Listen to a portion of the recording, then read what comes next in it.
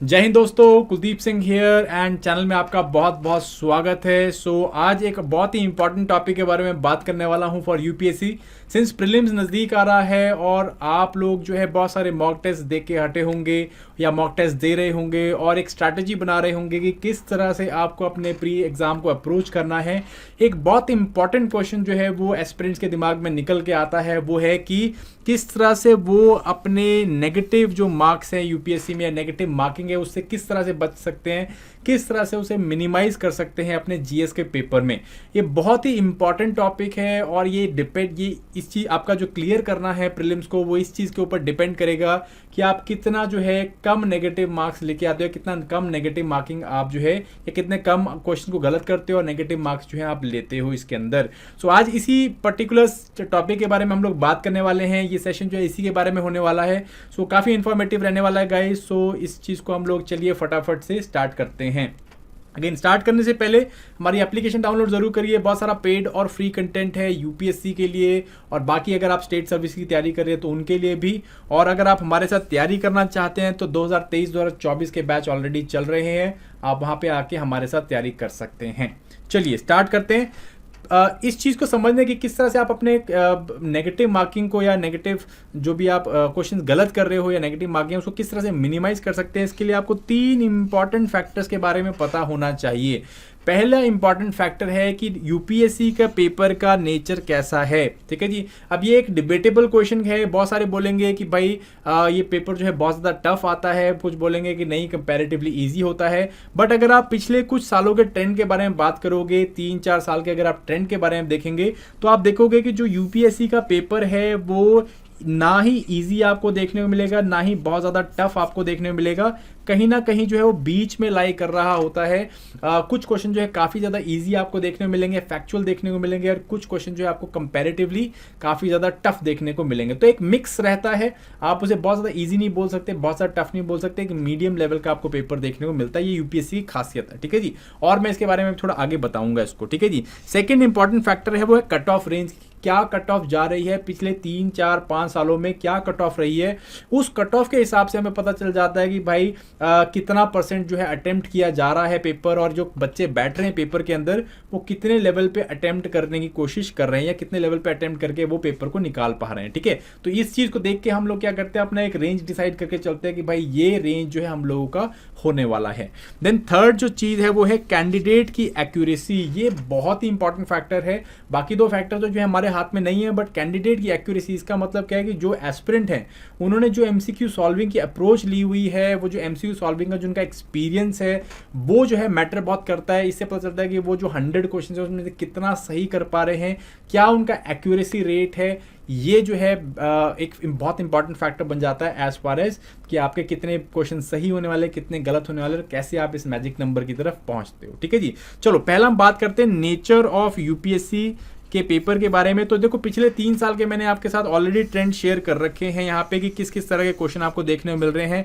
पहले 2 टाइप के जो क्वेश्चन है आपके, जिसमें सिंगल 1 लाइनर क्वेश्चन आपको देखने मिलते हैं या फिर आपके बेसिकली 2 स्टेटमेंट क्वेश्चन देखने मिलते हैं जो कि फैक्चुअल बेसिस के होते हैं और इनको आप या तो आते होते हैं या तो नहीं आते होते हैं, और कंपैरेटिवली में काफ़ी क्वेश्चन ईजी भी होते हैं। ठीक है जी। उसके बाद आते हैं आपके कंपैरेटिवली टफ क्वेश्चन जहाँ पे आपके एलिमिनेशन या जो आपका सिलेक्शन मेथड है वो लगता है। ठीक है जी। तो ये मैंने आपको पहले भी पिछली वीडियो में बताया था कि भाई ये जो एरियाज के क्वेश्चन होते हैं जनरली यहाँ पे एक अच्छा एस्पिरेंट जो है वो एलिमिनेशन मेथड से, सिलेक्शन मेथड से इन क्वेश्चन को सॉल्व कर लेता है। और ये जो है इनमें किसी को बेनिफिट एडवांटेज नहीं होता है बेसिकली, या तो क्वेश्चन आता होता है या नहीं आता होता है। ठीक है जी। पिछले 3 साल जैसे मैंने पीछे बताया तो हम लोग देख रहे हैं कि भाई मोस्ट ऑफ जो क्वेश्चन देखो 40-45 क्वेश्चन तो आपके ये हैं 1 लाइनर वाले, एंड देन 20 अराउंड 10 से 12 क्वेश्चन आपको देखने को मिल रहे हैं 2 लाइनर वाले।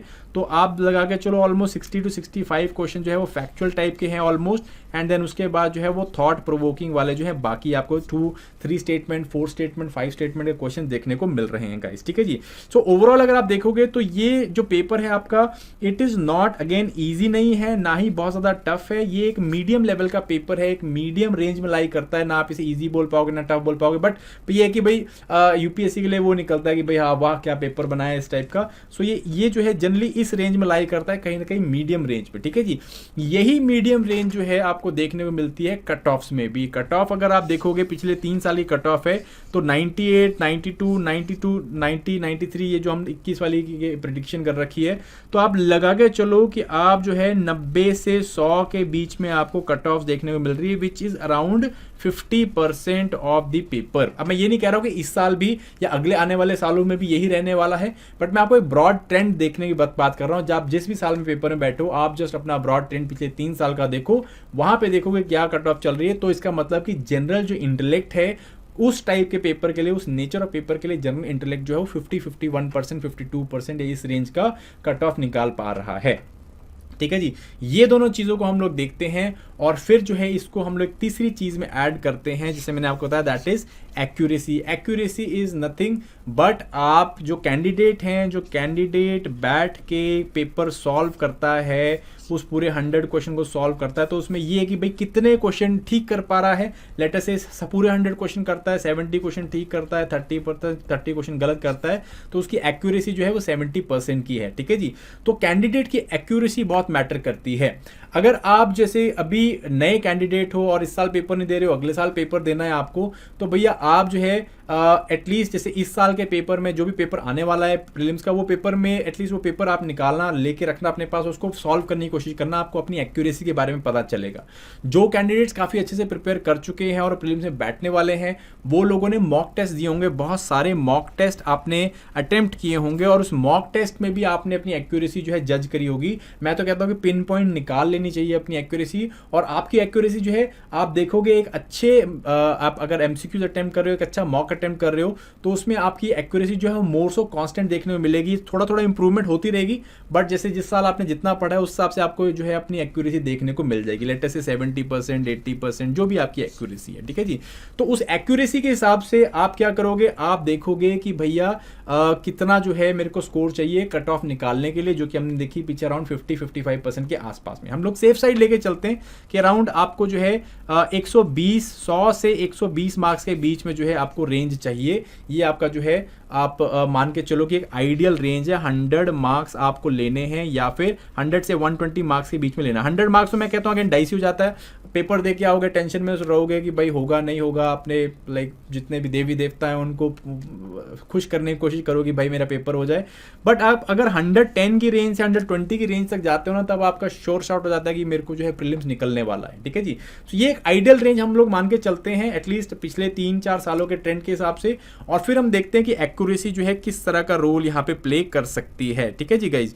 चलो एनीवेज, तो यहाँ पे हम लोग देखते हैं एक आइडियल सिचुएशन, हाइपोथेटिकल सिचुएशन मान के चलते हैं। अगर आपकी 100% एक्यूरेसी है, वैसे 100% एक्यूरेसी किसी की हो नहीं सकती है, बट अगर आपने 100% एक्यूरेसी डाली, मींस आपको जो भी क्वेश्चन पकड़ते हो वो सही करते हो, तो आपको 50 से 60 क्वेश्चंस जो है करने होंगे, वही हमारे आइडियल 100 से 120 के बीच में आने के लिए, ठीक है कि नहीं।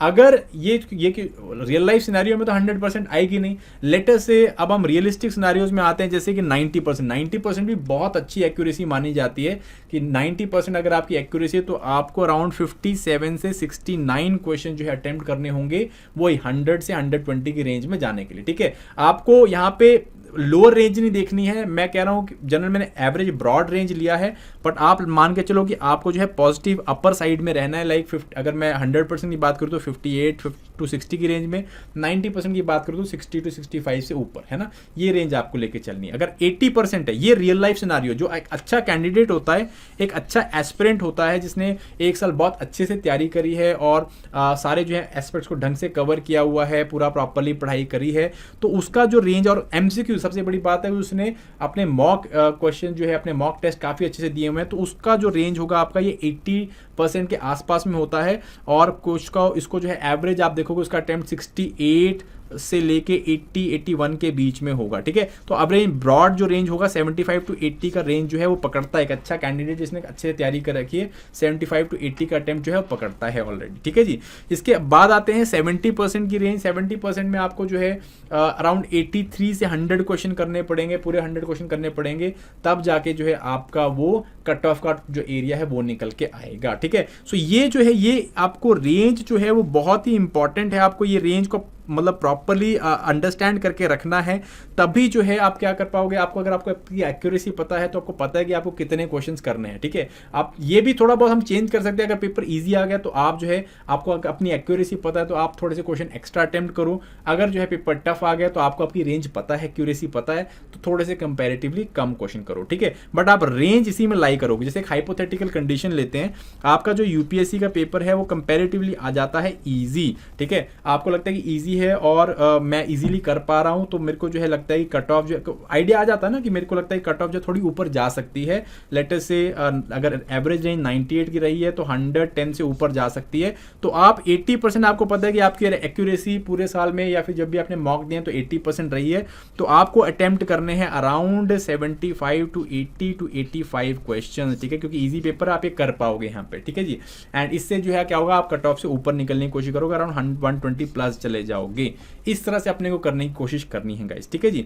अगर आपको लगता है कि पेपर टफ आ गया है, पेपर अगर आया है टफ, तो टफ में क्या करोगे, आपको अब रेंज जो है थोड़ी सी घट जाएगी आपकी, अराउंड 68 से 75 के बीच में आपको अटेम्प्ट करना है। तो इस तरह से आपको अपनी जजमेंट लगानी है, ठीक है जी। अब आप लोगों में से बड़े सारे जो बच्चे हैं उन्होंने अभी अपनी एक्यूरेसी का नहीं पता है आपको, तो एक्यूरेसी लाइक पता करने का कोई वैसा बहुत ज़्यादा बड़ा फंडा नहीं होता। आप एक सिंपल फॉर्मूले के थ्रू अपनी एक्यूरेसी को ईजिली जज कर सकते हो गाइस, ठीक है जी। अब वो किस तरह से, फॉर्मूला क्या है आपका, लेटेस्ट अगर हम सपोज करते हैं कि ए आपकी एक्यूरेसी, ए आपको आपकी एक्यूरेसी मान लेते हैं, एंड एक्स जो है आपके नंबर ऑफ क्वेश्चंस मान लेंगे कि इतने आपने क्वेश्चन अटेम्प्ट करे हैं, ठीक है जी। तो आपको एक्यूरेसी निकालनी है और आपको पता है कि आपको आइडल मार्क कितने चाहिए, लेटर से 120 के आसपास में चाहिए। तो मैं आपको एक ब्रॉड फार्मूला दे देता हूं और इस फार्मूला के तहत आप अपनी एक्यूरेसी जो बहुत इजीली निकाल सकते हैं, ठीक है जी। So A divided by 100 multiply by X multiply by 2, क्योंकि 2 जो है आपका लाइक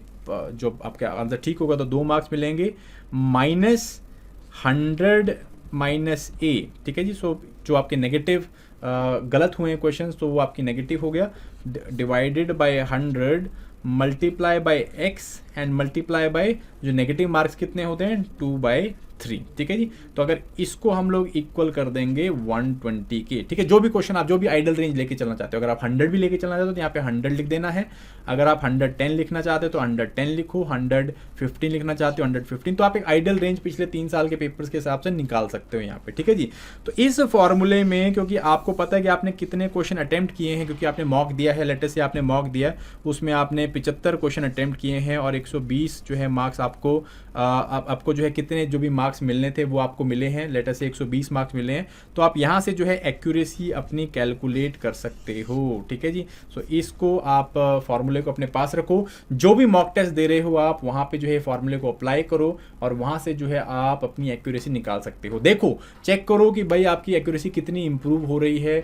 और सबसे बड़ी बात यहाँ पे एक चीज़ ये भी है कि you need to have a very good mock test, ठीक है। आप अच्छा मॉक टेस्ट देना यहाँ पे बहुत ही ज़्यादा जरूरी है, क्योंकि अगर आप किसी भी मॉक टेस्ट को दोगे तो उससे क्या होगा, आपकी एक्यूरेसी जो है बहुत ज़्यादा वेवर करेगी। तो वही मॉक टेस्ट दो जो जहाँ पे आपको लगता है कि भाई बहुत अच्छा मॉक बनाया गया है, ऐसा नहीं कि बहुत ज़्यादा टफ हो, ऐसा नहीं कि बहुत ज़्यादा ईजी बनाया हुआ है। लाइक यूपीएससी स्टैंडर्ड का जो है अगर हमने मॉक यहाँ पे दे रहे हो आप, तो आपको जो है आपकी जो रेंज निकल के आएगी एक्यूरेसी की, वही रेंज आपकी आगे रहने वाली है गाइस, ठीक है जी। सो इस तरह से आप अपनी एक्यूरेसी निकाल सकते हो। यही 3 जो हैं आपके फैक्टर्स हैं। आप अगर देख पाओगे नेचर ऑफ द पेपर तो हमने समझ लिया है, ठीक है जी। हम लोगों ने देख लिया कट ऑफ रेंजेस क्या जा रही हैं हम लोगों की, एंड देन फाइनली हमारी जो है एक्यूरेसी क्या है। अगर आप इस चीज़ पे खेलोगे तो आप श्योर शॉर्ट वे में आप अपने नेगेटिव मार्क्स को या नेगेटिव मार्किंग को रिड्यूस कर पाओगे और आप जो है बहुत अच्छा अटेम्प्ट करके आओगे, पेपर से बाहर निकलो, you will be able to get और सिक्योर वेरी गुड मार्क्स और आपका प्री नहीं रुकने वाला है, ठीक है। सो ये जो है वेरी वेरी इंपॉर्टेंट थिंग। इसको अटेम्प्ट कैसे करना वो मैं आपको ऑलरेडी पिछली एक वीडियो में बता चुका हूँ, to how to score 80+ questions. ये जो है मैंने आपको ऑलरेडी इसके ऊपर वीडियो बनाया हुआ है। तो मैंने आपको बताया कि 3 राउंड में पेपर करना है। राउंड 1 में हमको जो है 100% श्योर क्वेश्चंस वही करने हैं जो कि अराउंड 40 के आसपास में होंगे आपके लिए, एक आइडियल स्टूडेंट के लिए। देन सेकेंड राउंड में जो आपको जिसमें 60 to 65%, 75% श्योर हो वही करने हैं आपको, जहाँ पे आपको 2 ऑप्शन आप एलिमिनेट कर पा रहे हो, 3 ऑप्शन एलिमिनेट कर पा रहे हो, या आपको ऐसा लग रहा है कि 70% यही आंसर है, तो वो आपको अटेम्प्ट करने हैं। जनरली आप यहाँ पे पहुंचोगे 60 to 65 क्वेश्चंस के आसपास में, या 70 भी क्वेश्चंस पहुंच सकते हो। एंड देन थर्ड राउंड में जो आपको वो क्वेश्चन करने हैं, देखना है कि आप अपने आइडियल अटेम्प्ट में पहुंच गई हो कि नहीं पहुंच गई हो, नेचर ऑफ पेपर देख सोच के। तो अगर आपको लगता है कि नहीं मुझे अभी भी 10 क्वेश्चन और या 12 क्वेश्चन और अटेम्प्ट करने हैं, तब आप जो है वो 50-50 वाले क्वेश्चन को जो है अटेम्प्ट कर सकते हो। वो 50-50 जो कि क्वेश्चन आपको लाइक जिसका आंसर आपको पता है कि भाई आप एक दो ऑप्शन एलिमिनेट कर चुके हो, दो इन दोनों में से ही आंसर होना चाहिए, तो आप उन क्वेश्चन को भी अटेम्प्ट करो और फिर जो है अपने आइडल रेंज 80 लेटर से 85 के बीच में आप पहुंचोगे। ठीक है जी, ऐसे करना है आपको। एंड इस तरह से अगर आप करोगे तो that is how you will be able to better in do better in your prelims वाला पेपर। ठीक है जी, सो ये वाला आपको करना है। जो लोग जो पेपर में बैठ रहे हैं इस बारी भाई जीएस में जो है ये इस टेक्निक अपनाओगे तो बहुत अच्छा रहेगा आप लोगों के लिए। और सबसे इंपॉर्टेंट बात भाई, CSAT को मत भूल जाना। CSAT जो है वो वेरी वेरी इंपॉर्टेंट पेपर। 66% दो लेने उसमें जो है आपको 33% मार्क्स ही हैं, बट 66 मार्क्स लेने में कई बार पसीने छूट जाते हैं। तो थोड़ा बहुत जो है रिवाइज आई होप आप लोगों ने किया भी होगा या कर रहे होंगे गाइस। ठीक है जी, so that is it from my side. I hope this video this session made any sense to you people. If you do like share and subscribe, and और इस तरह के सेशन जो है मैं आप लोगों के साथ लाते रहूँगा। Till next time, thank you very much and bye.